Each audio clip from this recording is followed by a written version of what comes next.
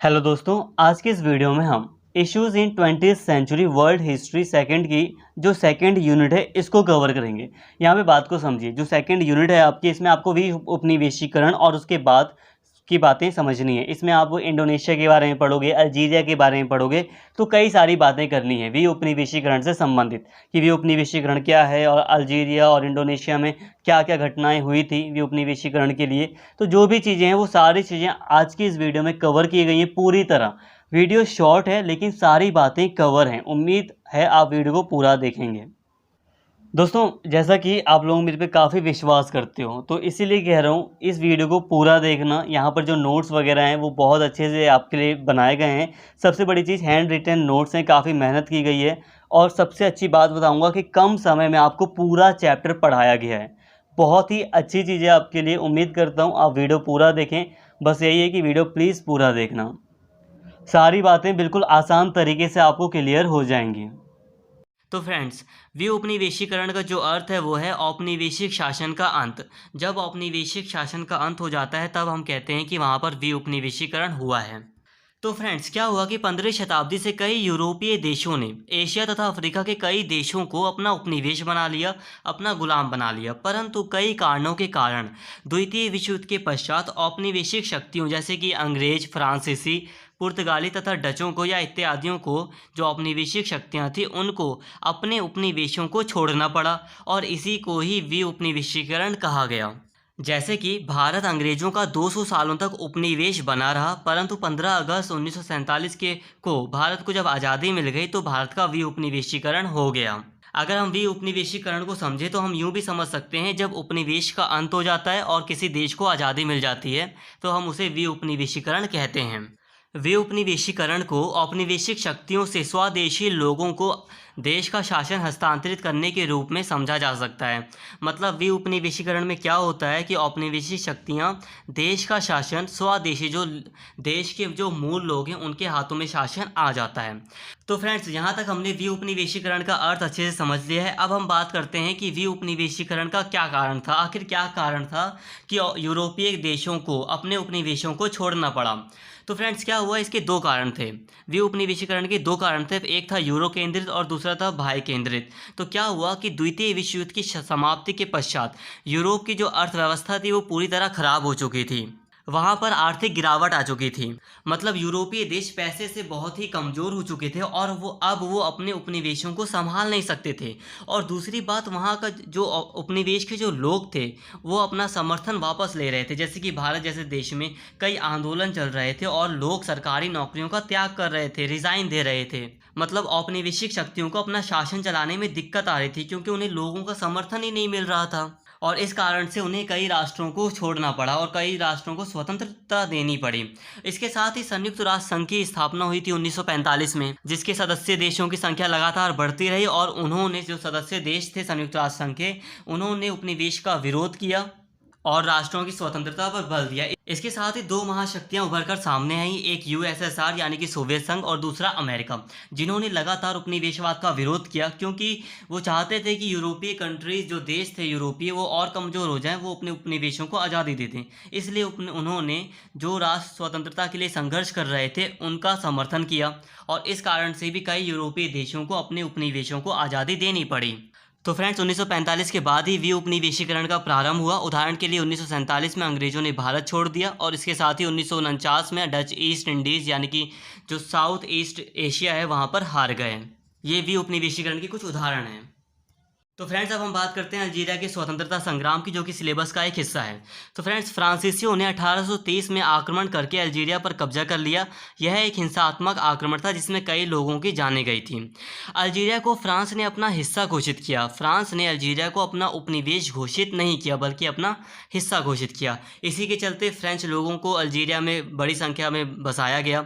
परंतु समस्या वहाँ पैदा हो गई जब यूरोपीय लोगों को तो राजनीतिक और नागरिक अधिकार प्रदान किए गए, परंतु अल्जीरिया के मूल लोगों को उससे वंचित रखा गया। इससे अल्जीरिया के मूल लोगों को एहसास हुआ कि हमारे साथ बहुत ज़्यादा भेदभाव हो रहा है, हमारा बहुत ज़्यादा शोषण हो रहा है। परंतु अल्जीरिया की जो आबादी थी वो काफ़ी विविधतापूर्ण थी, जिसके कारण वहाँ पर 3 समूह बन गए थे और उन 3 समूहों के बीच राष्ट्रवाद की भावना का विकास हुआ। परंतु भले ही 3 समूह थे, परंतु वहाँ पर राष्ट्रवाद की भावना का विकास हुआ, जिसके कारण वहाँ के युवाओं ने फ्रंट दे लिबरेशन नेशनले नाम की एक राजनीतिक पार्टी का गठन किया। ये जो नाम है सुनने में अजीब लग रहा है, क्योंकि ये एक फ्रेंच नाम है। इसको शॉर्टकट में FLN पार्टी कहा जाता है। FLN के गठन के बाद अल्जीरिया में स्वतंत्रता के लिए हिंसात्मक गतिविधियां होने लगी, जो कि 1962 तक चली। जैसे कि कई पुलिस स्टेशनों पर आक्रमण किए गए, कई तरह के हमले किए गए, जिसमें करीब 5 लाख से भी ज़्यादा लोगों की जानें गई।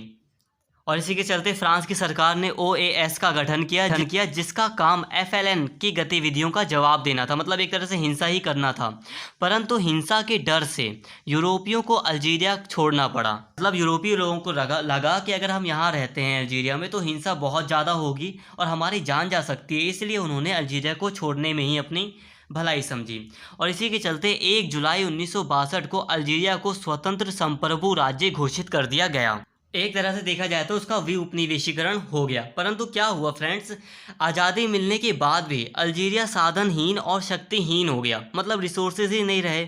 इसके साथ ही अल्जीरिया में अशांति भी रही, क्योंकि जो FLN पार्टी थी वहाँ की, वो समाज के बहुलवादी स्वभाव के प्रति असहिष्णु हो गया था।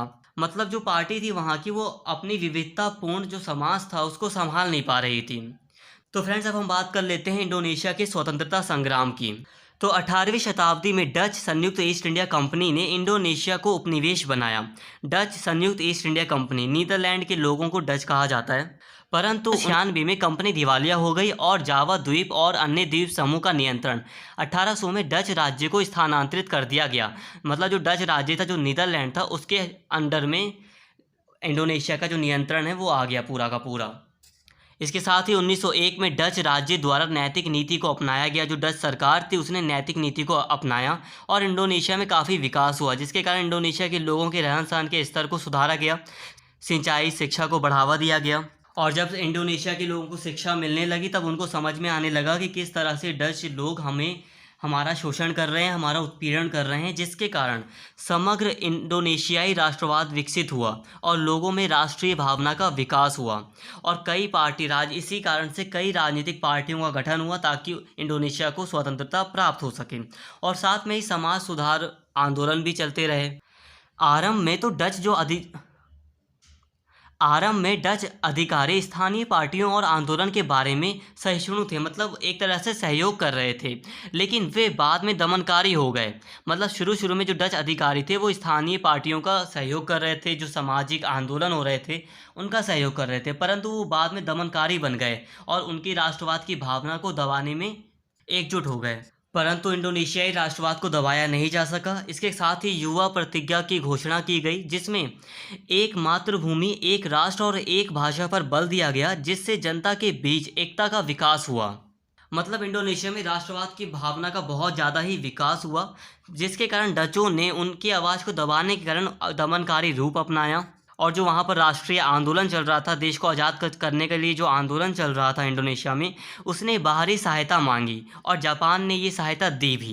परंतु जापान ने इंडोनेशिया पर अपना शासन चलाना शुरू कर दिया और एक कठोर शासन लागू किया था। 17 अगस्त 1945 को जापान द्वारा द्वितीय विश्व युद्ध हारने के 2 दिन बाद इंडोनेशिया ने स्वतंत्रता की घोषणा कर दी। जब पता चल गया कि जापान तो ऑलरेडी हार चुका है तो वो हमारे पर शासन कैसे कर सकता है, तो इसी 2 दिन बाद उसके हारने के बाद इंडोनेशिया ने स्वतंत्रता की घोषणा कर दी।